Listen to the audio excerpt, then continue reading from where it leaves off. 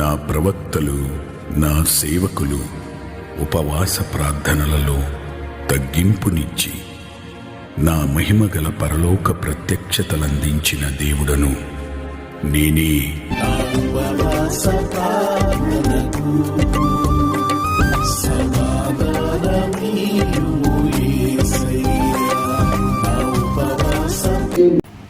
ఎస్తేరు గ్రంథము బైబిల్లో ప్రాముఖ్యమైనటువంటి గ్రంథం. ఇందులో 10 అధ్యాయాలు ఉంటాయి, 166 వచనాలు ఉంటాయి. 10 అధ్యాయాలు, 166 వచనాలు ఉంటాయి. టోటల్ బైబిల్ గ్రంథంలో 66 గ్రంథాలు పుస్తకాలు ఉంటాయి, 66 పుస్తకాలు ఉంటాయి. 1189 అధ్యాయాలు ఉంటాయి. 31,135 వచనాలు ఉంటాయి. 31,135 వచనాలు ఉంటాయి. 5 లక్షల పైగా పదాలు ఉంటాయి. అది ఈ ఎస్తేరు గ్రంథంలో 10 అధ్యాయాలు, 166 వచనాలు. ఇప్పుడు ఎస్తేరు గ్రంథంలో మన భారతదేశం గురించి రాయబడింది. హిందూ దేశం అని, హిందూ దేశము అంటే భారతదేశం. బైబిల్లో ఒక్క ఎస్తేరు గ్రంథంలో మాత్రమే రాయబడింది మన భారతదేశం గురించి. అయితే ఇందులో పాత్రలు మీకు అర్థమయ్యే రీతిలో ఒక స్టోరీగా చెప్పేస్తాను. ఎంత అయిందో చెప్పండి అయ్యారు. అయిపోయిందా? ఒక స్టోరీగా మీకు అర్థమయ్యే రీతిలో నేను చెప్తాను. మొట్టమొదటి ఇందులో ఉన్న పాత్రలు ఏంటి? ఫస్ట్ అహశ్వరోజు. అహశ్వరోజు అనే ఒక రాజు. ఆయన 127 సంవత్సరాలకు చక్రవర్తి. ఆయన కింద ప్రధానమంత్రులు ఉంటారు. ఎక్కడి నుంచి? హిందూ దేశం మొదలుకొని కూర్సు దేశం వరకు.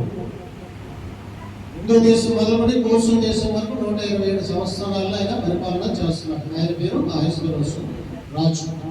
ఆయన భార్య పేరు బస్తీ. తర్వాత ఎస్తేరు, వార్దకై, హామాను, అతని భార్య జెరెషు. ఇలాగా 6 పాత్రలు ఇందులో ఉంటాయి. హిందూ దేశం నుండి కూసు దేశం వరకు 127 సంవత్సరాలు అనుకున్నాడు కదా. ఈ కూసు దేశం అనేది ఏంటి? ఎక్కడుంది చూడండి. ఇప్పుడు బైబిల్ గ్రంథంలో మోషే కూసు దేశపు స్త్రీని వివాహం చేసుకోలేను అని ఉంటుంది కదా. అంటే వాళ్ళు నల్లగా ఉంటారు. కూసు దేశస్తులు ఎలా ఉంటారంటే వాళ్ళు నల్లగా ఉంటారు. ఆ విషయంలోనే వీళ్ళకి గొడవ అయింది. దేవుడు వీళ్ళకి పనిష్మెంట్ కూడా ఇచ్చాడు. ఎవరికి? మిరియాకి, అహరోనుకి. ఆ విషయంలో అంటే యూదురాలను కాదని కూసు దేశం చేసుకోవడం ఏంటి, అన్యరాలను చేసుకోవడం ఏంటని వీళ్ళు అన్నారు. ఈ కూసు దేశం ఎక్కడుందంటే మాది పారసీకుల దేశానికి సరిహద్దులో ఉంటుంది. ఈ మాది పారసీకుల దేశం మనం చెప్పుకునే ఇరాన్ దేశం. మాది పారసీకుల దేశము, మాది పారసీకుల సామ్రాజ్యము. ఇప్పుడు మనం చెప్పుకునే ఇరాన్ కంట్రీ సరిహద్దులో ఉంటుంది ఈ కూసు దేశం. అంటే ఇథియోపియా దేశానికి దగ్గరగా ఉంటుంది. ఇథియోపియా దేశం అనేటువంటి ఆ దేశానికి అంటే ఇవన్నీ ఎక్కడ ఉంటాయి? ఇరాన్ దేశం దగ్గర, మిడిల్ ఈస్ట్లో ఉంటాయి. అంటే అవన్నీ ఎక్కడ? ఇజ్రాయెల్ దేశానికి, ఇజ్రాయెల్ దేశము, లెబానోను, ఈ ఇరాను, ఇరాకు, ఇవన్నీ కూడా అక్కడ మిడిల్ ఈస్ట్లో ఉంటాయి. ఇవన్నీ కూడా యేసు ప్రభువు సంచారం చేశారు. బైబిల్ స్టోరీలో జరిగిన ప్రదేశాలన్నీ కూడా అక్కడే ఉంటాయి. ఈ 127 సంవత్సరాలు హిందూ దేశం మొదలుకొని కూసు దేశం వరకు 127 సంవత్సరాలకు ఆయన చక్రవర్తి. ఆయన భార్య పేరు బస్తీ. ఆయనకి ఎంత ఆస్తి ఉంటుందో మీరు దాన్ని బట్టి మీరు అర్థం చేసుకోండి. ఎంత ఆస్తి వరకు ఉంటాడంటే ఆయన హోదాకి తగ్గట్లుగా ఒక విందు భోజనం ఏర్పాటు చేసింది. 150 దినాలు, ఒక రోజు 2 రోజులు కాదు, 150 దినాలే కదా. 150 దినాలు అంటే 150 రోజులు విందు ఏర్పాటు చేశాడు. ఆ విందులో ద్రాక్ష రసం తీసుకుంటారు, మరి ఎంతో చక్కని భోజనాలు, రుచికరమైన పదార్థాలు. అక్కడికి వచ్చిన వాళ్ళు ఎవరు? గనులు, సంస్థానాధిపతులు, రాజులు, ప్రధానమంత్రులు. వాళ్ళు ఎవరంటే మాది పార్శిక ఆ సామ్రాజ్యానికి సంబంధించిన వాళ్ళందరూ. ఈయన తన హోదాకు తగ్గట్టుగా పార్టీ ఇచ్చాడు. ఇచ్చి ఆ ద్రాక్షరసం తాగి ఆ విందు భోజనం చేసే ఆనందంలో, ఆ సంతోషంలో తన భార్య అయినటువంటి వస్తి ప్రదర్శించి వాళ్ళందరికీ చూపించి, ఇదిగో నా భార్య అందంగా ఉంటుంది చూడండి అంటే తన హోదాను చూపించుకోవాలి, తన భార్య అందాలను చూపించుకోవాలి అని వస్తిని రమ్మని పిలిచాడు. రాణి అయిన వస్తి దీనికి అంగీకరించింది. రీజన్ ఏంటి? భార్య అని అందంగా 10 మంది చూపించడానికి అందరూ ఒప్పుకుంటారా? అప్పుడు ఒప్పుకోలేదు. అదేమైంది? రాజాజ్ఞ తిరస్కారం అయిపోయింది. రాజాజ్ఞను తిరస్కరించినట్టుగా అయిపోయింది. ఎప్పుడైతే రాజాజ్ఞను తిరస్కరించిందో ఇది ఒక్క రాజుగారి ఇంటికే కాదు, ఈ 127 సంస్థానాలలో ఉన్నటువంటి ప్రజలందరికీ కూడా ఇది కరెక్ట్ కాదు. ఈరోజు రాజుగారి భార్య రాజు మాట వినలేదంటే ఎవరో భార్యలు ఎవరు మాట వింటారు? ఇది మొత్తం అందరి దృష్టిలో కూడా ఇది కరెక్ట్ కాదనేది వాళ్ళందరూ ఆలోచన చేసుకుని అప్పుడు రాజు అంటే ప్రధానతో అధికారులతో సంవత్సరాలతో ఆలోచన చేసినప్పుడు వాళ్ళు అంటారా, అయ్యా ఇది మీ ఒక్కరి సమస్య కాదు, ఆమె రాజాజ్ఞను తిరస్కరించింది కాబట్టి దీనికి మీరు ఏదైనా పరిష్కారం చేయాలి. ఇది ఇప్పుడు మా భార్యలు రేపొద్దున మా ఇంట్లో మా భార్యలు మా మాటలు వినరు, దీనికి మీరు ఏదైనా పరిష్కారం చేయాలి అని చెప్పినప్పుడు అహష్వేరోషు రాజు ఒక శాసనం చేస్తాడన్నమాట. ఏంటా శాసనం? ఈ 127 సంవత్సరాల్లో ఉన్నటువంటి గృహాలలో ఉన్నటువంటి భార్యలు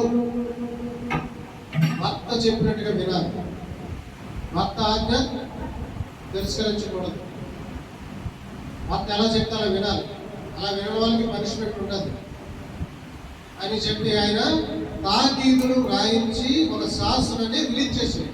అది ఆయన మొట్టమొదటిగా రిలీజ్ చేసినటువంటి శాసనం. దానికి వాళ్ళు ఏం చేస్తారంటే ఆయన రాజుగారు పెట్టుకునే ఉంగరాన్ని తీసి దాన్ని ముద్రించి దాని అంటే అదే ఎప్పుడైతే ఆ ఉంగరాన్ని దాని మీద ముద్రిస్తారో ఆయన సంతకం పెట్టినట్లు లెక్క. ఆ ముద్ర చూసి అమ్మో ఇది రాజుగారు చెప్పిన మాట, ఇది శాసనము, మనం ఆయన చెప్పినట్టుగా వినాలి, లేకపోతే రాజుగారు గుర్తిస్తాడు, రాజుగారు గుర్తిస్తాడు లేదా పాడు చేతులు తీస్తాడు. అది ఆ రోజుల్లో శాసనం అంటూ ఉండేది. దానికి అందరూ కట్టుబడి ఉండాలి, రాజు మాటకు తిరగలేదు. చూడండి, మనకి శాసనసభలోను పార్లమెంట్లోనూ ఒక చట్టం చేస్తాం. ఏంటో చట్టం? నరహత్య చేసిన వాడిని ఉరి తీసి చంపాలి అని ఒక చట్టం చేశారు. ఎవడైనా నరహత్య చేస్తే ఏం చేస్తారు? ఉరి తీస్తే. అట్లా అనమాట. అలాగా చట్టాలు చేసే అధికారం ఆయనకు ఉంది, రాజుకు. అప్పుడు సాంప్రదాయం ఏంటంటే తాకీదులు రాసి అట్లా గుర్రాల మీద పట్టుకెళ్ళి అందరికీ అన్ని సంవత్సరాలుగా అందజేస్తారు. 127 సంవత్సరాలు అంటే 127 దేశాలు కావచ్చు. అవి ఎక్కడి నుంచి అంట?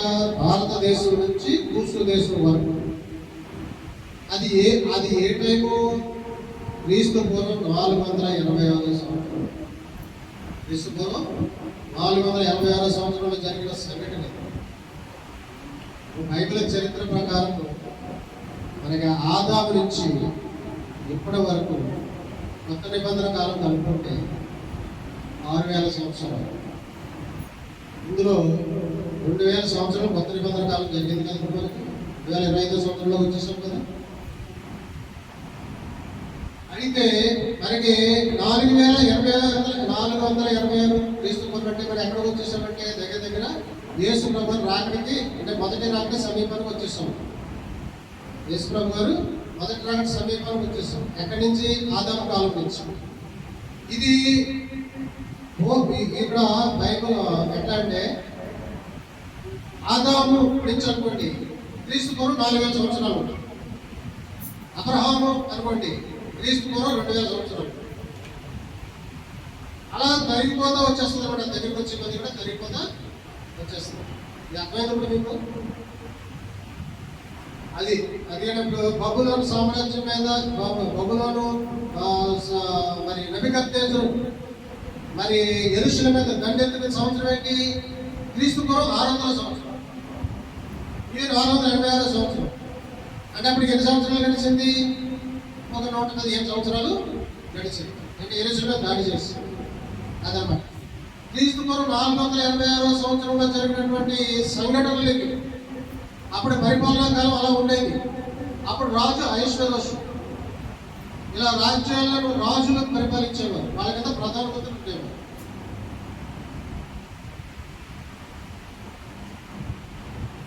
చూడండి ఇప్పుడు అయితే ఇక్కడ ఒక సంఘటన ఎందుకు జరిగింది? వస్తీ వల్ల జరిగింది. ప్రాబ్లం వస్తీ వల్ల ప్రాబ్లం అయింది. ఆవిడ రాజాజ్ఞను తిరస్కరించింది. రాజు రమ్మంటే వచ్చి అక్కడ నిలబడలేదు. అప్పుడు వీళ్ళందరూ ఏం చేశారు? రాజుకు ఒక ఆలోచన చెప్పారు, ఇంకా ఆవిడని పక్కన పెట్టేయండి, ఆవిడ దగ్గర మీకు అవసరం లేదు, ఆవిడ రాణి కాదు, మరొక రాణిగా ఈ సంవత్సరానికి రావాలి. ఈ 127 సంవత్సరాలు అందగత్తలందరినీ పిలుద్దాం, వాళ్ళలో మీకు ఎవరు నచ్చితే వాళ్ళు ఎన్నుకుని మీరు వివాహం చేసుకుని ఆమెను రాణిగా పెడితే ఈ విషయం ఈ 127 సంవత్సరాలకి తెలిసినప్పుడు ఇది ఒక శాసనంగా ఉండాలి. రాజు మాట ధిక్కరిస్తే పనిష్మెంట్ ఏంటి అని అప్పుడు వీళ్ళందరూ ఆలోచన చెప్పినప్పుడు దానికి రాజు సమ్మతి తెలిసినప్పుడు ఈ 127 సంవత్సరాల్లో ఉన్నటువంటి అందగత్తులందరినీ కూడా రాజు సంవత్సరానికి తీసుకొచ్చి నిలబెడతారు. అందులో ఎస్తేరు కూడా ఉన్నది. ఈ ఎస్తేరు ఎవరు? ఒక యూదురాలు. ఈమె మార్దకయి పినతండ్రి కుమార్తె. అసలు పేరు హదస్స. ఎస్తేరు అసలు పేరు ఏంటి? హదస్స. ఇక్కడ ఎస్తేరు అంటే నక్షత్రమే అర్థం. హదస్స అంటే కదంబం అని అర్థం. కదంబం అంటే పరిమళించే పువ్వుల పొద అని అర్థం. ఆవిడ పేరు మొట్టమొదట మార్దకయికి పినతండ్రి కుమార్తె. తల్లిదండ్రులు లేరు, మాత్రమే పెంచుకున్నాడు, తన దగ్గర పెరిగింది. అప్పుడు అవకాశం వచ్చింది కాబట్టి ఎస్తేర్ను కూడా ఆ రాజ్య సంస్థానంలోనికి తీసుకెళ్ళాడు అన్నమాట. నిలబెట్టి ఏం చెప్పాడు? నువ్వు ఆయన ఒకవేళ ఆయన నీకు ఎన్నుకుని నేను రాణిగా చేస్తే కనుక నీవు నీ జాతి గురించి చెప్పకూడదు, నేను యూదురాలనే విషయం నువ్వు చెప్పకూడదు, అది కండిషన్. అయితే అక్కడ ఏం చేస్తారు? ఈ 127 సంవత్సరంలో ఉన్నటువంటి ఈ స్త్రీలు అందరిగా ఉన్న స్త్రీలందరినీ తీసుకొచ్చి అక్కడ పెట్టినప్పుడు వాళ్ళని కొన్ని రోజుల పాటు పరిమళ తైలంతో వాళ్ళని, అంటే రాజు కదా ఆయన ముందు నిలబెట్టడానికి ముందు వాళ్ళందరికీ ఏం చేస్తారంటే వాళ్ళ అందంగా తీర్చిదిద్దుతారు, మంచి భోజనం పెడతారు, మంచిగా పరిమళ తైలాలు వాళ్ళకి సువర్ణ ఏదో స్నానం చేయడానికి ఏమేమో వాడతారు కదా, ఇంకా చెట్లు అవి వాడుతారు కదా. అట్లాగా అప్పుడు కొన్ని తైలాలు, సుగంధ తైలాలు, గోపరస తైలము ఇలాంటివి వాడి వాళ్ళు అందంగా తయారు చేసిన తర్వాత ఆయన ముందు నిలబెడతారు. అప్పుడు రాజుగారు ఎవరికి నచ్చితే వాళ్ళనే ఎన్నుకుంటారు. అయితే ఆ రంగా తయారు చేసి పెట్టినప్పుడు రాజు కనుదృష్టి ఎస్తేరు మీద పడింది. ఎందుకు ఎస్తేరుని ఎన్నుకున్నాడంటే ఆవిడ ఒక యూదురాలు. మొదటగా ఆవిడ దీన మనసు కలిగి ఉంది. ఆవిడ అలంకరణ ఏది చేసుకోలేదు, అంటే ఒంటిగడ్డ బంగారం పెట్టుకోలేదు, రాజులు పెట్టుకోలేదు, అందమైన పట్టు చీర కట్టుకోలేదు, సింపుల్గా. అందుకనే మన క్రైస్తవ సంప్రదాయము అందుకని అవన్నీ పెట్టుకోకుండా సింపుల్గా ఉండాలి, ఒక భక్తురాలుగా ఉండాలి, ఒక దీన మనసు కలిగినట్టు ఉండాలి. చూస్తే ఎదుటివాడికి దయ కలగాలి. అంటే ఎక్స్ట్రాలు ఉండకూడదు. ఎక్స్ట్రాలు చేస్తారు కదా, లోకాంశాలు చేసేవాడు నాకు అందరినీ తెలియజేసుకుని అందరికీ చూపించుకోండి. జీవుటం మా బంగారం ఉందని ఒళ్ళంతా పెట్టుకుని వెళ్ళి జీవుటము చూపించు. నాకు మంచి మంచి చీరలు ఉన్నాయని పట్టుకుని వెళ్ళి జీవుటము చూపించు. నాకు మా ఆయన ఇంత కాదు అంత కాదని గొప్ప చెప్పుకోవడం, లేకపోతే ఇలాంటివన్నీ కూడా క్రైస్తవ్యంలో కరెక్ట్ కాదు. గొప్పలు చెప్పుకోకూడదు, బంగారము ధరించకూడదు, తర్వాత సోపులు చేయకూడదు. చూడండి మొహంతా క్రైస్తవులు కూడా చక్కగా మేకప్ ఎంత అసలు అసలు అన్యులు కూడా మేకప్ చేయరండి. క్రైస్తవులు ఈరోజు మేకప్ చేస్తున్నారు. నిన్న పెళ్లికి వెళితే ఆ పెళ్లికి శుభ్రంగా మేకప్ కొట్టేశారు, మొత్తం ఫుల్ మేకప్ కొట్టేశారు. మొహం కనపడుతుందా? మేకప్ కనపడుతుంది. అసలు ఎలా ఉంటుందో తెలియదు. మేకప్ తీస్తే పెరుగుదల ఎలా ఉంటుందో తెలియదు. ఎందుకనే సహజ సౌందర్యం లేదు. మేకప్ కొడితే ఎలక పిల్ల కూడా అందంగా ఉంటుంది, బంతి పిల్ల కూడా అందంగా ఉంటుంది, అవునా కదా? అయితే ఈవిడ అలా చక్కని ఒక దీన మనసు కలిగి ఒక దీనురాల్లాగా అలా నిలబడ్డాడు.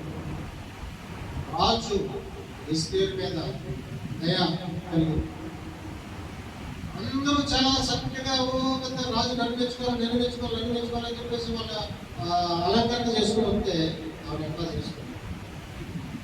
అయితే ఈ పని ఎవరికైనా చెప్పారు? ఏగే అని ఒక నపుంసకుడికి, అందులో ఆ సంవత్సరంలో నపుంసకులు ఉన్నారనమాట.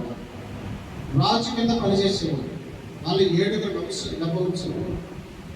వాళ్ళలో ఏగే అని నపుంసకుడికి అప్పచెప్పారు ఈవిడ బాధ్యత. ఆయన తీసుకొచ్చి నిలబెట్టారు. సరే, ఆయన దయ అనేది పడింది. ఆవిడ రాణిగా ఆయన ఒప్పుకున్నాడు.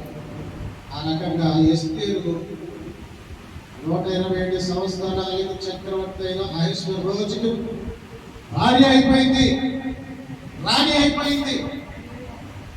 అది దేవుడు తలుచుకుంటే, నువ్వు నిజంగా ప్రార్థనా పరురాలు అయితే, లేదు నిజంగా నీలో దీనత్వం ఉంటే, నిజంగా నువ్వు పరిశుద్ధాలు అయితే, ఆ రోజున నేను గొప్ప వ్యక్తిగా చేశాను. ఆ ఒక యూదురాలు, ఆగ్రహపరురాలు, పరిశుద్ధాలు, యథార్థవంతురాలు, అబద్ధం ఆడదు, తప్పు చేయదు, మార్దకయ్య చేతిలో ఎంతో చక్కగా పెరిగింది. అసలే వాళ్ళు పేదవాళ్ళు, తినడానికి భోజనం లేనటువంటి వాళ్ళు, ఊటికి పట్టుకుంటే సరైన బట్టలు లేనటువంటి స్థితి, తల్లిదండ్రులు లేరు, పేదవాళ్ళు.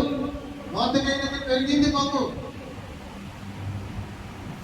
అటువంటి ఒక పేద స్త్రీని రాజు 127 సంవత్సరాలకు రాణిని చేశాడంటే ఎంత గొప్ప విషయం సార్. అందుకనే మనం కూడా ఎలా ఉండాలి? దీన మనస్సు కలిగి ఉండాలి. ఎదురు చూస్తే మన మీద వాళ్ళకి దయకలగాలని కోపం రాకూడదు, చిరాకు రాకూడదు, ఏ అనేది అట్లా మనం ఉండాలి. దయ కలగాలి. చూడండి, ఆదికాండంలో యోసేపు మీద దేవుడికి దయ కలిగింది. ఎందుకు దయ కలిగింది? యోసేపు మీద దేవుడికి దయ కలిగింది, మరి ఫరోకి దయ కలిగింది. దేవుడికి దయ కలిగింది కాబట్టి ఆయన కళలు చూపించాడు. ఆయనకి ఈయన దేవుడు ఏదో భయభక్తులు కలిగి ఉన్నాడు కాబట్టి, దేవుడు చెప్పినాడు విన్నాడు కాబట్టి, దేవుడు దయ ఆయనకు కలిగింది. ఆయన కళలు చూపించాడు. అందరికీ చూపిస్తాడు ఆ కళలు దేవుడు. ఇంకొక కళ దేవుడు చూపించాడంటే నువ్వు అదృష్టవంతురాలువే. నీకు ఒక దర్శనం దేవుడు చూపించాడంటే నువ్వు అదృష్టవంతురాలువే. మరి నీకు ఎప్పుడు కళ వస్తుంది, ఎప్పుడు దర్శనం కనపడుతుంది అంటే ఈ యొక్క భక్తి మీద ఆధారం, ఈ యొక్క పరిశుద్ధత మీద ఆధారం, ఈ యొక్క ప్రవర్తన మీద ఆధారం. అదనమాట. అన్ని క్వాలిటీస్ పాపం ఇస్తే ఉన్నాయి. అందుకనే దేవుడు అప్పుడు ఏం జరిగింది?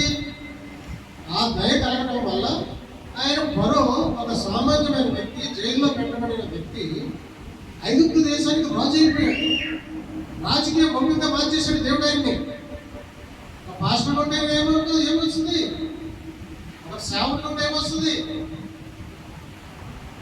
రాజకీయం ఒకటంగా చేయగలిగిన సమర్థవంతుడు మన దేవుడు, రాజులు చేయగలిగిన సమర్థవంతుడు మన దేవుడు, ప్రధానమంత్రిని చేయగలిగిన సమర్థవంతుడు మన దేవుడు.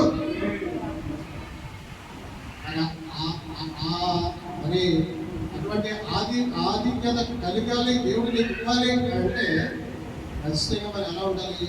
దేవుని భయభక్తులు కలిగి ఉండాలి, ఆయన గొప్ప పొందుకోవాలి, ఆయన దయ పొందుకోవాలి. మరియమ్మని ఏమన్నది? దేవుడి నుంచి దయాప్రాప్తురాలా నీకు శుభము, దయాప్రాప్తురాలా నీకు శుభం అన్నది. అంటే ఏంటి? దేవుడు దయ పొందుకున్నావు నువ్వు. ఎంతో మంది స్త్రీలు ఉన్నారు ఆ రోజు. మరి అందరికీ దయ కలిగిందా? దేవుడు దయ అందరికీ కలిగిందా? ఒక మరియమ్మకే కలిగింది. ఆ భాగ్యం మరియమ్మకే వచ్చింది, ఆ అదృష్టం మరియమ్మకే వచ్చింది. మరియమ్మతో దేవతతో మాట్లాడింది, మరియమ్మ గర్భాన్ని ప్రభు అని జన్మించాడు. అట్లాగనమాట. దేవుని దయ ఎంత గొప్పదో ఒకసారి ఆలోచించు. దేవుని దయ పొందుకోవాలి, అప్పుడు నువ్వు గొప్పవాడు అవుతుంది. నువ్వు ప్రధానమంత్రి కావచ్చు, ఒక గొప్ప మరి ఒక మోతకాయలాగా అయిపోవచ్చు, ఒక ఇస్తేర్లాగా అయిపోవచ్చు, ఒక దానియల్లాగా అయిపోవచ్చు, ఒక ఏసీలాగా అయిపోవచ్చు, ఒక దావీదులాగా అయిపోవచ్చు, ఒక సొలొమోనులాగా అయిపోవచ్చు. అందరూ దేవుడు దయపొందుకున్నవారు, అందరూ కూడా దేవుడికి దయపొందుకున్నారు. సరే, రాణి అయ్యింది, ఆయన సామ్రాజ్యంలోకి రాణిగా వెళ్ళిపోయాడు. ఈ మోతగా ఎక్కడ ఉండేవాడు? రాజు గుమ్మం దగ్గర ఉండేవాడు. మోతకై రాజు గుమ్మం దగ్గర ఉండేవాడు. అయితే ఈ రాజు గుమ్మం దగ్గర ఉన్నటువంటి మోతకై ఈ హామాన్ అన్న వ్యక్తి ఒక ఆయన ఉన్నాడు. హామాన్ని ఈ రాజుగారిని హెచ్చించి ఆయన పీఠం పెద్ద చేసి కొన్ని అధికారాలు ఆయనకు అప్పగించి ఆ సంవత్సరం ఈ హామాను ఈ మార్గకాయ కంటే పై స్థానంలో ఉన్నాడు, రాజు దగ్గరగా ఉన్నాడు. రాజు ఆయనకి బాధ్యతలు అప్పగించు. అందుకని ఈ హామాను వస్తుంటే అందరూ లేచి నిలబడి దండాలు పెట్టేవారు, నమస్కారం చేసేవారు. ఈ మోతకై లేచేవాడు కాదు, నమస్కారం పెట్టేవాడు. ఈ మోతకై మీద పడితే దృష్టి, వీడు నాకు నమస్కారం పెట్టలేదేంటి, వీడు లేవలేదేంటి, వీడు ఎవడు, వీడికి ఎంత అహమేంటి, వీడికి ఎంత గర్వం ఏంటి అనేసి ఈ మోతకైకి కొంచెం కోపం వచ్చింది. ఆ కోపం తట్టుకోలేకపోయాడు. నన్ను గౌరవించడా, నన్ను ఇంతమంది గౌరవిస్తున్నారు, అందరూ లేస్తున్నారు, అందరూ నమస్కారం పెడుతున్నారు, వీడు ఎవడేంటి, వీడు నాకు నమస్కారం పెట్టడేంటి, అసలు ఎవడీడు అనే నామలు వచ్చింది. అంటే ఇక్కడ మోతకై ఎవరు? ఒక యూదుడు. నామలు ఎవరు? మీరు అగాగు సంతతి వాడు. బైబిల్లో మీరు పదజాలు కరెక్ట్గా చదువుకోండి, నేను స్టోరీగా చెప్పేస్తాను, చదివినప్పుడు మీకు అర్థం. అగాగు సంతతి. అగాగు ఎవడు? అమాలేకులకు రాజు. అమాలేకులు ఎవరు? ఇశ్రాయేలులకు భక్త శత్రువు. మొట్టమొదట వాళ్ళ ఐగుప్తు దేశం నుంచి విడిపించబడినప్పుడు వాళ్ళు బయలుదేరి వస్తుంటే మొట్టమొదట వీళ్ళ శత్రువులుగా వచ్చిన వాళ్ళు ఎవరంటే అమాలేకులు. అమాలేకుల రాజు అగాగు. అగాగు సంతతి వాడు ఈ హామాను. మరి ఆ సంగతి ఆయన తెలిసేమో, మరి మనకు తెలియదు. ఈ హామానులో వస్తుంటే ఆయన లేచేవాడు కాదు. యూదులు ఎలా ఉంటారంటే వాళ్ళకి ప్రత్యేకమైన వస్త్రాధారణ కలిగి వాళ్ళు ఎవరిని ఆ నమస్కారం పెట్టుకోవాలి. వస్తారు, పుస్తకం ధర్మశాస్త్రం చదువుకుంటూ ఉంటారు, దేవుడి భయభక్తులుగా ఉంటారు, ధర్మశాస్త్రం పాటిస్తారు, దేవుడి కట్టడలు అనుసరిస్తూ ఉంటారు. మనుషుల్ని వాళ్ళు లెక్క చేయరు, దేవుడు మాత్రమే లెక్క చేస్తారు. అది మాట ఏంటంటే మనుషుల్ని వాళ్ళు లెక్క చేయరు, దేవుడు మాత్రమే వాళ్ళు లెక్క చేస్తారు. అందుకని వీడు ఎంత గొప్పవాడైనా ఈయన లెగడం, ఈ నమస్కారం పెట్టడం, వీడికి కోపం చేసేది ఆమెకి. అసలు వీడు ఎవడో, వీడి జాతి ఏంటో తెలుసుకుని వీడు ఒక్కడే చంపితే నా కెపాసిటీ ఏంది, వీడు ఒక్కడే చంపితే నా కెపాసిటీ ఏంది, నా గొప్పతనం కాదు ఇక్కడ. వీడి జాతిని తెలుసుకుని వీడి జాతి మొత్తం నిర్మూలన చేసినప్పుడు నేనంటే ఏంటో వీడు తెలుస్తుంది. అని చెప్పి ఇక్కడ జాతీయంగా తెలుసుకున్నాడు. అక్కడ యూదులని వాడి జాతి యూదులని తెలుసుకుని మొత్తం ఈ 127 సంవత్సరాలలో ఉన్న యూదులందరినీ చంపేయాలి. అందుకు రాజుకి చెప్పి శాసనం చేపించి ఆ శాసనాన్ని అందరికీ పంపించి పలానా రోజుని ఈ యూదులందరినీ చంపేయాలని డిసైడ్ చేసుకున్నాడు. అనుకుని అప్పుడు రాజుకి ఏం చెప్పాడంటే, రాజుకి దగ్గరగా ఉన్నాడు కదా, యామని చెప్పినట్టు వింటాడు కదా రాజు. అప్పుడు రాజు అనేటువంటి అహస్వరసు దగ్గరికి, అయ్యా మనం 127 సంవత్సరాలలో అనేకమైన జాతులు ఉన్నారు, కానీ ఒక జాతి ప్రజలు మాత్రం వాళ్ళు వ్యతిరేకంగా ఉన్నారయ్యా. మన గవర్నమెంట్కి, మన సంస్థానానికి, మన పరిపాలనకు వాళ్ళు వ్యతిరేకంగా ఉన్నారు. వాళ్ళు మన మాట వినట్లేదు, వాళ్ళు మనకి లోబడట్లేదు అని రాజుకి చెప్పినప్పుడు, అలాగా మరి అయితే ఏం చేయాలనుకుంటున్నావు? వాళ్ళందరినీ చంపేయాలనుకుంటున్నావు. వాళ్ళందరినీ నిర్మూలన చేసేస్తే ఇదిగో నేను ఎంత వెండి బంగారం ఖజానాకి ఇస్తా. 3 లక్షల మడుగుల ఎంతో రాసిన బైబిల్, నేను ఎంత బంగారము నేను ఖజానాకి ఇస్తాను, వాళ్ళు చంపేస్తాం, ఆ జాతి మొత్తం నిర్మూలన చేస్తాం, మిగిలిన వాళ్ళు బాగుంటారు, మిగిలిన వాళ్ళు లోపడతారు, మిగిలిన వాళ్ళు చెప్పినట్టు వింటారు. ఒక పంట ఒక కలుపు మొక్కుంటే పంట నాశనం అయిపోతుందయ్యా. ఒక ఈగ పడితే ముక్కవారి తైలము ఈగ పడితే ఆ తైలం అంతా నాశనం సిగ్గు పనిరాడిపోతుందయ్యా. ఇలాంటి మాటలు చెప్పి ఆ జాతిని తీసేయాలి, నిర్మూలన చేసేయాలని అమ్మాని చెప్పినప్పుడు, సరే నీ ఇష్టం అనేసి నేను చేస్తున్నా ఉంగరం తీసే చేతికి ఇచ్చేస్తాను. ఈయన తాకీదులు వ్రాయించి 127 సంవత్సరాలు కూడా ఈ శాసనాన్ని పంపించేస్తున్నాను. వాళ్ళు గుర్రాల మీద పెట్టి అందరికీ ఇచ్చేస్తారు. అలానా రోజున యూదులందరినీ చంపేయడానికి శాసనం రాయించారు. ఈ విషయం తెలుసుకున్న మార్దకై గోనె పట్ట కట్టుకుని బూడిద పూసుకుని ఏడుస్తున్నాడు, ప్రార్థన చేస్తున్నాడు. అయ్యా మార్దకై ఇలా చేస్తున్నాడమ్మా అని ఎస్తేరుకి తెలిసింది విషయం. అయ్యో ఇదేంటిది అంటే ఈ గోనె పట్ట ఆ రోజుల్లో ఆ సాంప్రదాయం.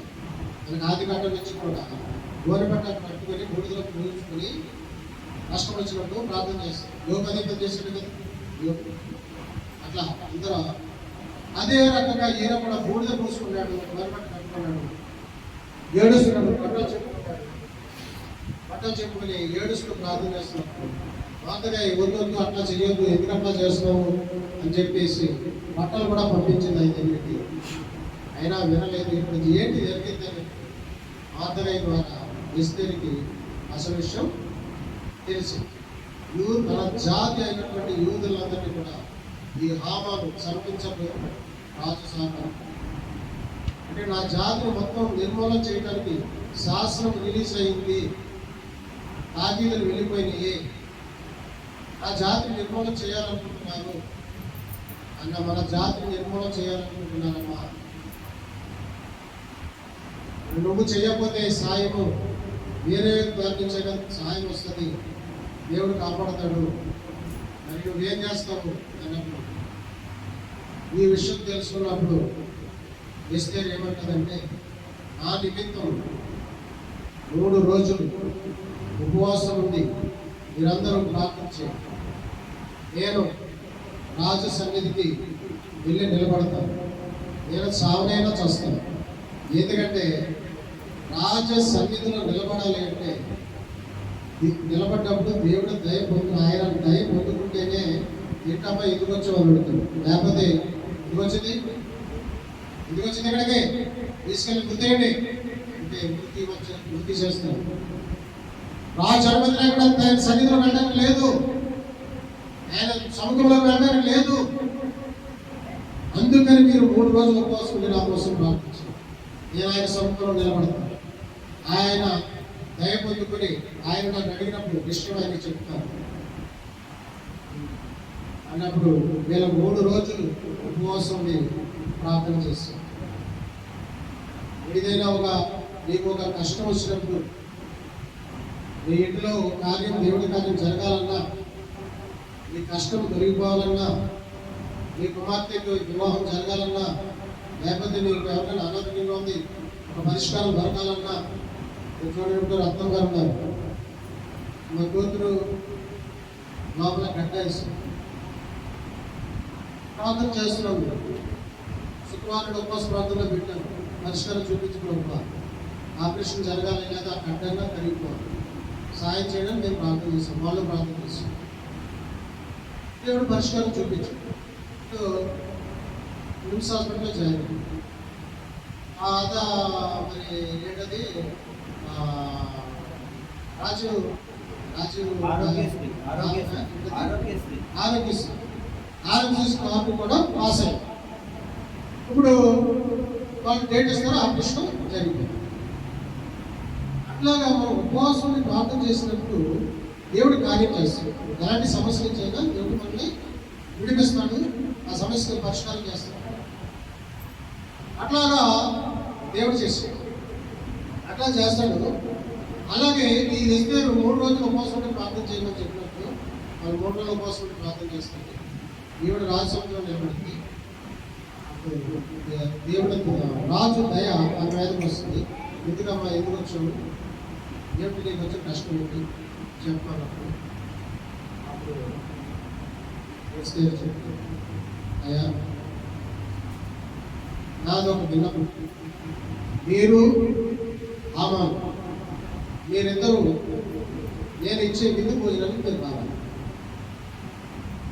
అని చెప్పినప్పుడు రాజుగారు ఆమానికి చెప్తారు.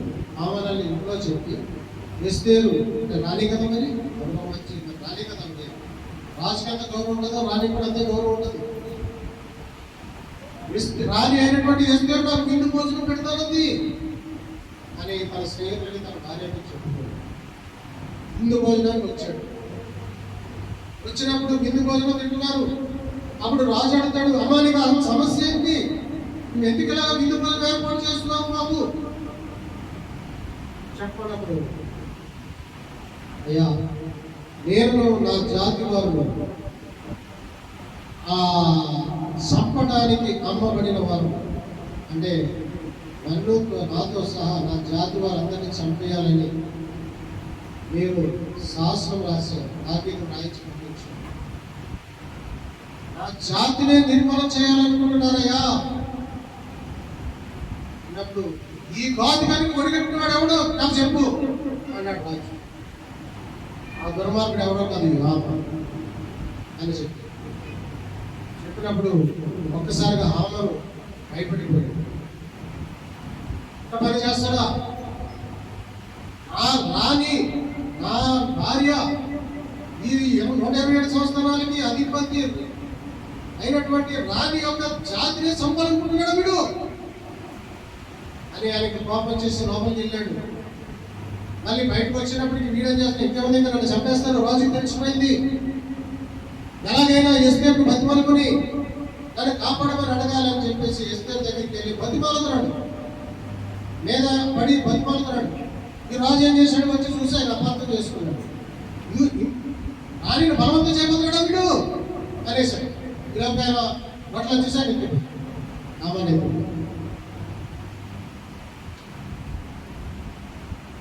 అట్లా అప్పుడు ఈ హామాన్ గురించి ఇంతకుముందు జరిగిన ఒక సంఘటన ఏంటంటే, ఈ హామాన్ అన్నవాడు ఇంటికి వెళ్ళి తన భార్యకి స్నేహితులు ఏం చెప్పాడంటే, నేను రాజును ఒక అధిపతిగా నియమించాడు, నాకు అందరూ లేచి నిలబడి దండాలు పెడుతున్నారు, కానీ అక్కడ ఒక వార్తకైన ఒక వ్యక్తి ఉన్నాడు, వాడు లేవట్లేదు, నాకు నమస్కారం పెట్టట్లేదు, నా తల కొట్టేసినట్టు అయిపోయింది, నాకు చాలా బాధగా ఉంది, ఏం చేయాలి వాడిని అని ఆలోచన చేసినప్పుడు అతని భార్య పేరు జేరేష్. ఈ జేరేష్ అన్నప్పుడు ఏం చేస్తుందంటే, మీరు ఒక పని చేయండి, వాడిని ఉరి తీయడానికి ఒక 50 మూరలు ఎదురుగా ఉరికైన ఏర్పాటు చేయండి, మీరు మోతకైనా వాడు మంచోడు కాదని రాజుకి చెప్పి వాడిని ఉరికాయ మీద ఉరి తీసేయండి, ఉరి తీసేద్దాం అని చెప్పినప్పుడు ఈ ఆలోచన బాగుంది. వాడికి అదే కరెక్ట్ అని చెప్పేసి 50 మూరల ఎత్తు కలిగినటువంటి ఒక ఉరికయ్యను సిద్ధపరుస్తాడు, ఇంటి దగ్గర సిద్ధపరిచి ఉంచుతాడు అన్నమాట. వచ్చి మార్తకాయని రాజుకి చెప్పి, అయ్యా వీడు ఇలా చేస్తాడు అలా చేస్తాడు అని చెప్పి తీసుకెళ్ళి ఆ ఉరిక మీద ఉరికి ఇద్దామని రెడీ పెట్టుకుని ఉన్నాడు. ఆ తర్వాత ఈ సంఘటన జరిగింది. ఇంకో సంఘటన ఏం జరిగింది, ఈ మార్దకాయి ఆ గుమ్మం దగ్గర కూర్చొని ఉన్నప్పుడు ఒక ఇద్దరు వ్యక్తులు, బిగ్దాలో తెలిసిన ఇద్దరు వ్యక్తులు ఉంటారు. వాళ్ళిద్దరు రాజును చంపాలని ఆలోచన చేస్తారు. ఆలోచన చేసినప్పుడు ఈ ఆలోచన ఈ మార్దకాయికి తెలుసు. తెలిసినప్పుడు ఈ మార్దకాయి ఏం చేస్తాడు, ఎస్తేరుకి చెప్తాడు. ఎస్తేరు రాణిగా ఉంది కదా, ఎస్తేరుకి చెప్తాడు. ఎస్తేరుకి చెప్పినప్పుడు ఎస్తేరు ఏం చేస్తుంది, రాజుకి చెప్తాడు. రాజుకి చెప్పినప్పుడు ఏం చేస్తాడు, ఆ ఇద్దరిని ఉరికి చేస్తాడు. ఇది మార్దకాయి చెప్పినట్లు ఎస్తేరు ద్వారా రాజుకు తెలిసినట్లు వాళ్ళిద్దరిని ఉరి తీసినట్లు రాజు ఒక గ్రంథం ఉంటుంది అన్నమాట. ఏ సంఘటన జరిగితే అందులో రాస్తారు, అందులో రాశారు, ఆ గ్రంథంలో రాసి పెట్టారు. ఆ సంఘటన కూడా చదివారు. ఇంకా సరే విషయం తెలుసుకున్నాడు. తెలుసుకున్న తర్వాత ఆమెను వాళ్ళు యథావిధిగా వచ్చాడు రాజు దగ్గరికి. రాజు అన్నాడు, ఈ విషయం తెలుసుకొని మనసులో ఉంచున్నాక ఆమెను వచ్చినప్పుడు ఆమెను అన్నాడు, రాజుకి ఇష్టమైన వ్యక్తికి సన్మానం చేయాలంటే ఎలా చేయాలో చెప్తాను. ఆమెను అన్నాడు అతనికి రాజవస్త్రాలు ధరించాలి, గుర్రం మీద ఊరేగించాలి, అతను గొప్ప గురుడిగా ప్రకటించాలి, రాజుకి ఇష్టమైన వ్యక్తులు ఇలా చేస్తారని ఎంత ప్రకటించాలి అని అన్నప్పుడు, అయితే ఆమెను ఏమనుకున్నాడు, ఎందుకని నన్ను తప్ప ఇంకెవరిని గౌరవిస్తారు, రాజుకి ఇష్టమైన వ్యక్తులు నేనే కదా, నన్నే గౌరవించడానికి రాజు అడుగుతాడు అనుకుని రాజవస్త్రాలు ధరించాలి, బంగారం పెట్టాలి, గుర్రం మీద ఎక్కించాలి, ఊరంతా తిప్పాలి, అందరికి ఇలా జరుగుతుందని చెప్పాలి అని చెప్పి అలాగే మార్దకాయికి చేయాలి.